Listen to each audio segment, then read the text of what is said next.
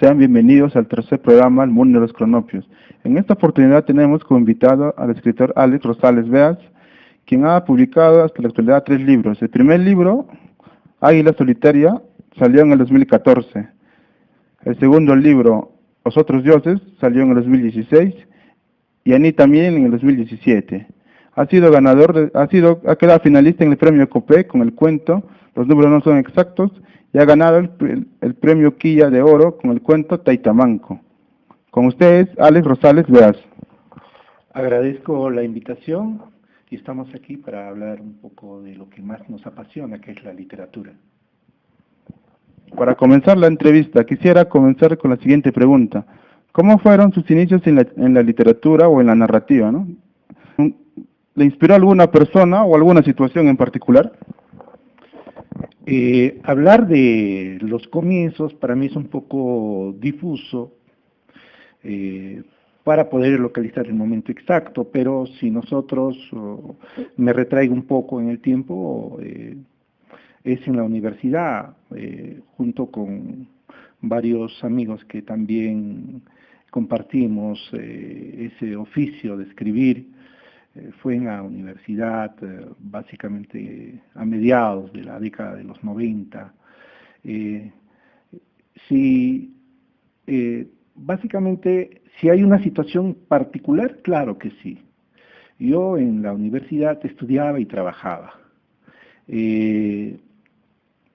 Prácticamente, el instinto por el arte me llevó a estudiar literatura, comunicación, literatura. Sin embargo, no llenaba mucho las expectativas. Y por el otro lado, tenía que trabajar para solventar los estudios. Una tarde que fui a trabajar al taller de mi padrastro, de pronto abrí la guantera de uno de los carros que habían dejado en el taller y encontré un diario, ¿no? Y era El Comercio. Y para entonces no tenía mucha afición tanto a la narrativa. Mi apego era más a la poesía. Sin embargo, cuando abrí una página, la página cultural, encontré un cuento de Ribeiro, Los gallinazos sin plumas. Ese cuento me despertó una emoción que no había sentido con otros autores y con otras situaciones, a tal extremo de que terminé la lectura con lágrimas en los ojos. Eso fue la situación que despertó, esa situación particular que despertó en mí la narrativa. Ahora, pero hay un dato anterior a esto, fue una sospecha. Fue cuando me preparaba para estudiar en la universidad, en una academia local. Tuve como profesor de literatura al entonces licenciado Vidal Guerrero Támara. Él nos contó una historia en la academia, recuerdo Los geniecillos dominicales de Ribeiro también. Lo narró con tanta pasión, con tanta credibilidad, que me hizo soñar un mundo particular. Entonces eso fue la sospecha, ¿no?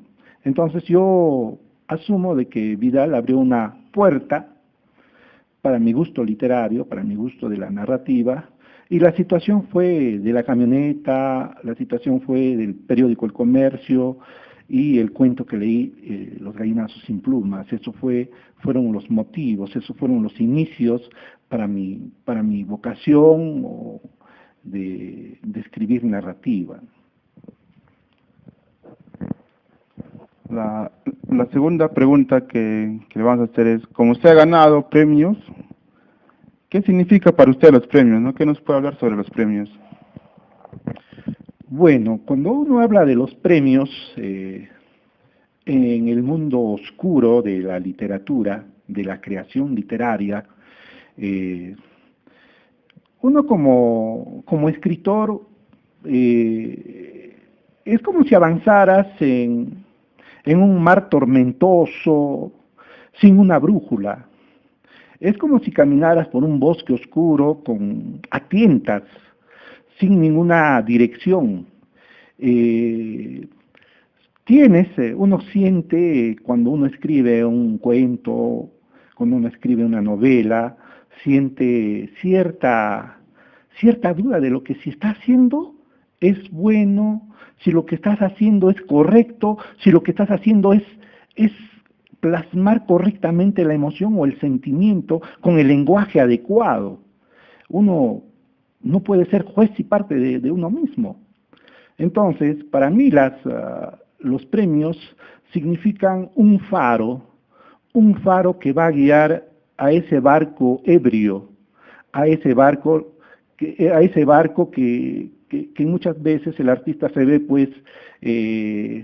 se ve navegando a la deriva, ¿no? Entonces de pronto ve un faro, ve una luz que va a direccionar para que pueda encallar en aguas pacíficas, para que pueda encallar correctamente, ¿no? Entonces te direcciona, ¿no? Te da la certeza de los premios te dan la certeza de lo que tú estás haciendo, porque cuando uno escribe tiene un mar de dudas, uno no tiene la certeza. En cambio, los premios te dicen, estás yendo por un buen camino. No te dice que ya llegaste a la meta, no, sino simplemente te dice, para mí, te dice, bueno, estás en un buen camino. Sería. En su ardua experiencia como escritor, porque ya tiene ya varios años publicando, ¿no? ¿Cuál ha sido lo mejor y lo peor de ser escritor para usted?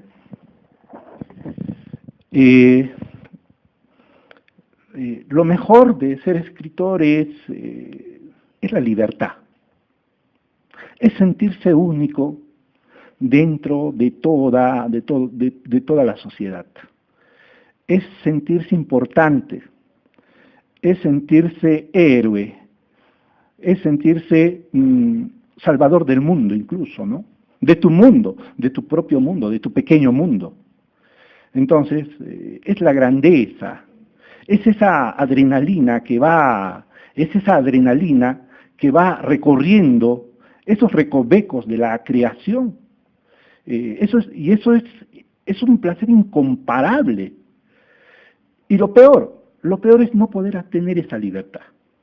Lo peor es, uno podría pasarse días y días encerrado escribiendo, sin embargo, la realidad es otra, la realidad externa, esa realidad laboral, esa realidad en la que tienes que compartir a esa mujer perfecta que es la literatura con esa otra realidad, esa realidad laboral, esa otra que afortunadamente y lamentablemente también existe, ¿no? Entonces, para mí eso es lo mejor, es la libertad, y lo peor es no tener las situaciones que conllevan a poner barreras a esa libertad que uno tanto anhela.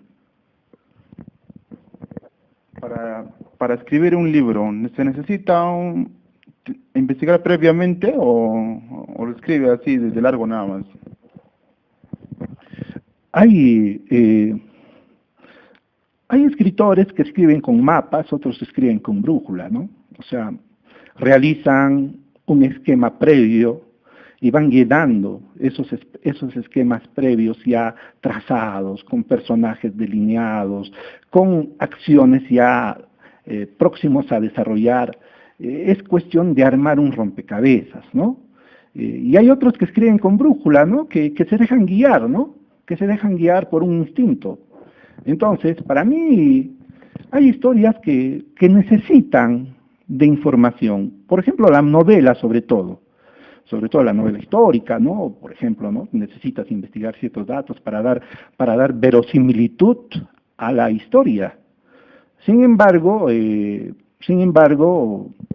la imaginación debe predominar ante toda investigación, ¿no? Claro, te dan ciertas fuentes y uno con la investigación va combinando, y investigación e imaginación se combinan y estoy seguro de que sale un buen producto, pero solamente para escribir, investigar, no somos cronistas, no somos historiadores, nosotros somos personas que inventamos mundos ficticios por intermedio de la imaginación.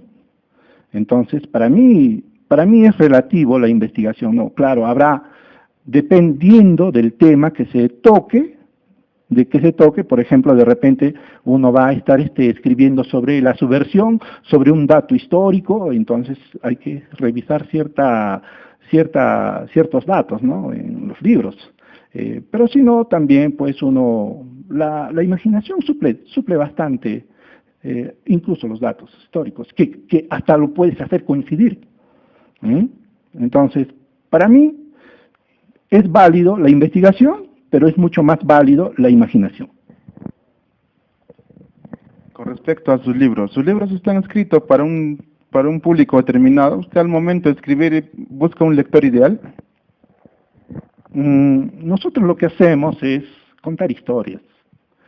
Y contar historias es como cuando uno sueña, ¿no? Uno no sueña con qué persona va a estar junto en determinado lugar, ¿no? Lo sueñas y ya. Uno sueña con personas que no conoces, en lugares que nunca has estado. Y para mí la creación es lo mismo, ¿no? Uno escribe, por ejemplo, mi primer libro es, los personajes son adolescentes o entrando a la adolescencia. Y yo no he escrito para que me lean los adolescentes. No he escrito pensando en, bueno, mis lectores van a ser adolescentes, no. Simplemente salió la historia y ya. Como tampoco uno dice, voy a escribir un cuento realista, una novela realista, una novela fantástica, un cuento fantástico, no. Salió la historia y ya los críticos dirán, pues, lo encasillarán, ¿no? Ese es el trabajo del crítico. Uno escribe, saca la historia y lo publica.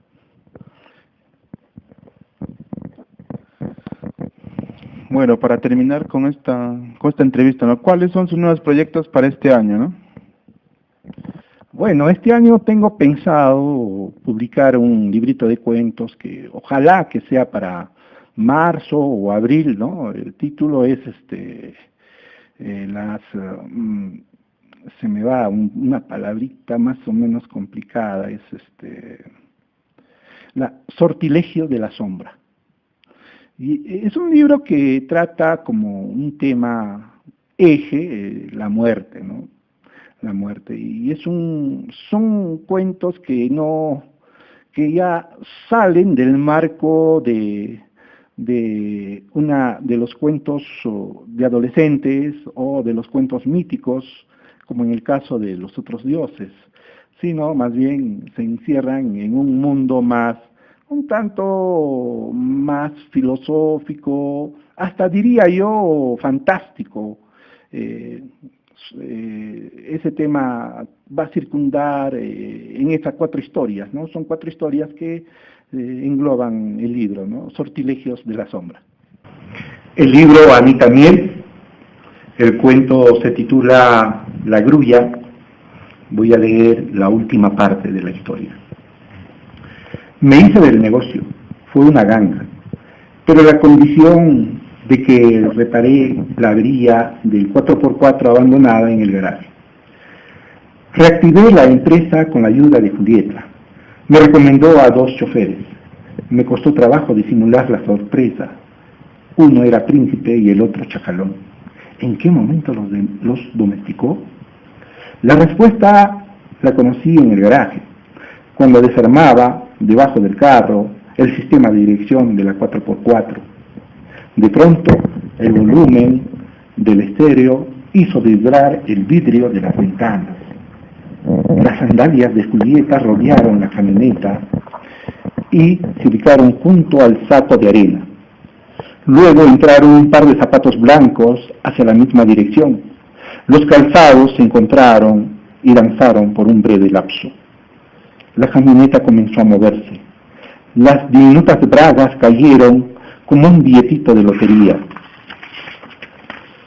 Y ella quedó en un solo pie, como las grullas. Los mocasines blancos Se empinaron buscando el cielo de Julieta. La camioneta comenzó a moverse más. La llave de boca se calentó en mi mano. Esa noche llamé a mi primo. Le conté lo que había visto. Las averías de la camioneta eran muy serias. Los repuestos llegaron la siguiente semana. Y Julieta, en el mismo lugar y a la misma hora, le hizo la grulla a Príncipe. Entonces fue mi turno.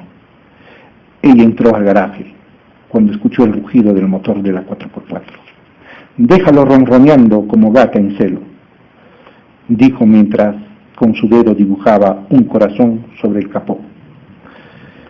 Con lentitud se deslizó hasta apoyarse en el saco de arena. Luego me dio la espalda y se agachó para recoger el destornillador. Entonces las sandalias se quedaron en el suelo junto a su diminuta braga. El carro se movió tanto que la grulla perdió el equilibrio y se rindió a la presión de la llave Stilson. Esa tarde conocí el encanto de Julieta y comprendí a sus amantes. Una carta salvó de convertirme en uno más. La quería sola para mí. «Urgente, primo, el puesto de jefe de taller es tuyo. Trae la 4x4 y a mi familia. No carguen nada, aquí hay todo». Esa noche emprendimos el viaje. En el camino compré 2 botellas de ron. Mientras conducía la 4x4, mis brazos se convirtieron en 2 martillos poderosos y mis piernas en 2 látigos lacerantes. Estaba listo.